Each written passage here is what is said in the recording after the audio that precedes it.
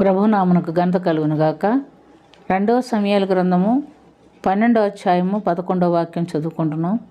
నా మాట ఆలకించుము, యెహోవానగు నేను సెలవిచ్చినదేమనగా, నీ ఇంటి వారి మూలముననే నేను నీకు అపాయం పుట్టింతును. నువ్వు చూచుచుండగా నేను నీ భార్యలను తీసి నీ చేరువ వారికి అప్పగించెదను. దేవుడని యెహోవా దావీదుతో పలికినటువంటి మాట మనం ఇక్కడ గమనిస్తున్నాం. దావీదు హిత్తీయుడైనటువంటి ఊరియాను కత్తి చేత చంపించి అతని భార్య అయినటువంటి బత్షెబను తన ఎండ భార్యగా చేర్చుకున్నాడు. అందుని బట్టి దేవునికి కోపం వచ్చి నాతాను ప్రవక్త ద్వారా పంపించి హెచ్చరించినటువంటి మాట ఇక్కడ మనం చూస్తున్నాం. 2 సమూయేలు గ్రంథం 15వ అధ్యాయం 10 నుండి మనం చూస్తే, అబ్షాలోము కుయుక్తిగా తన తండ్రికి వ్యతిరేకంగా హెబ్రోనుకు వెళ్ళి తానే రాజుని ప్రకటించినట్టుగా మనం చూస్తున్నాం. ఎప్పుడైతే అతడు నేనే ఇశ్రాయేలుకు రాజును ప్రకటిస్తే ఇశ్రాయేలీలందరూ అతని పక్షం చేరారు. ఈ విషయం తెలుసుకున్నటువంటి దావీదు రాజ్యం విడిచి వెళ్ళిపోతున్నట్లుగా మనం చూస్తున్నాం.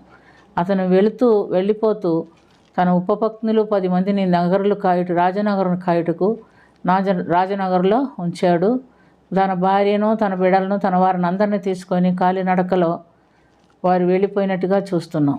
అతడు వెళ్ళిపోయిన తర్వాత అబ్షాలోము వచ్చి యెరూషలేముకు వచ్చి అతనే రాజుగా ప్రకటన చేసుకుంటూ పరిపాలన చేస్తున్నట్టుగా చూస్తున్నాం. అతనితో కూడా అహీతోపేలు అయినటువంటి మంత్రి కూడా ఉంటున్నట్టుగా చూస్తున్నాం. అహీతోపేలు అబ్షాలోముకు ఒక సలహా చెప్పాడు. ఏమని చెప్పాడంటే, దావీదు ఉంచి వెళ్ళినటువంటి ఉపపత్నులను మిద్ది మీద గుడారం వేసుకొని వారిని అక్కడ కూడితే దావీదుకి నీ మీద అసహ్యం పుట్టును, ప్రజలందరికీ నువ్వంటే ప్రేమ వస్తుంది, దావీదు మీద కోపం వస్తుందని చెప్పి సలహా మేరకు అతను ఆ పని చేశాడు. మేడ మీద గుడారం వేసి దావీదు ఉపపత్నులను కూడుతున్నట్టుగా మనం చూస్తున్నాం.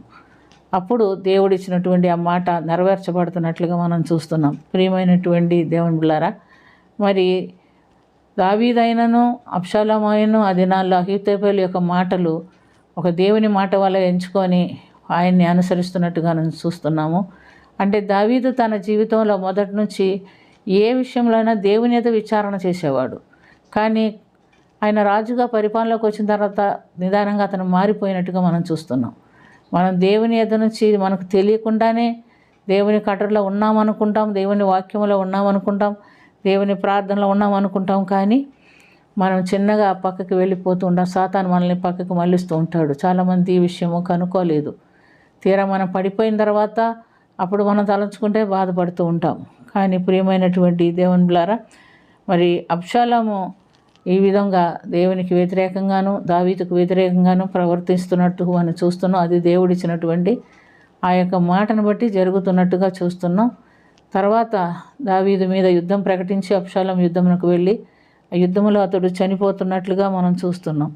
కాబట్టి ఎవరమైనా ఏం పర్వాలేదులే, నాకు అధికారం ఉంది, లేకపోతే హోదా ఉంది, లేకపోతే డబ్బు ఉంది అనుకొని మన ఇష్టానుసారంగా జీవిస్తే, వాక్యానికి వ్యతిరేకంగా జీవిస్తూ పాపం చేస్తే మనకు శిక్ష తప్పదు అని ఈ ఉదాహరణను బట్టి మనం తెలుసుకుంటున్నాం. కాబట్టి ప్రియమైనటువంటి దేవుని బిడ్డలారా, మనం ఎంతటి వారమైనా మనకు దేవుడిచ్చిన స్థితియే ఉండేది. దావీదును దేవుడే రాజుగా నియమించాడు. గొర్రెల దొడ్లో నుంచి అతను తీసుకొచ్చి ఇశ్రాయేలుకు రాజుగా నియమించాడు.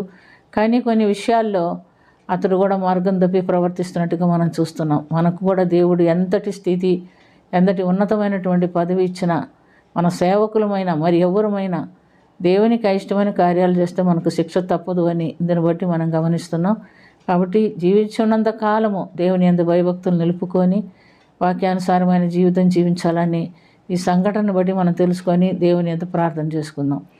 ప్రేమ కలిగిన తండ్రి, నీ ప్రేమ ఎంతో గొప్పది, మీ కృప ఎంతో గొప్పది. మమ్మల్ని ప్రేమించి మీ బిడ్డలుగా చేర్చుకున్నావు. అయితే మేము కాలక్రమేణా నీకు దూరం అయిపోకుండా, నీ వాక్యానికి వ్యతిరేకంగా జీవించకుండా ఎల్లప్పుడూ మమ్మల్ని మేము పరీక్ష చేసుకొని పరిశోధించుకొరకు నీ కొరకు సాక్షిగా జీవించడానికి సహాయం చేయమని, దీవించమని, కరుణించమని యేసుక్రీస్తు ప్రభు నామమున అది మిక్కిలి వినయముతో అడిగి వేడుకొంచున్నాము తండ్రి.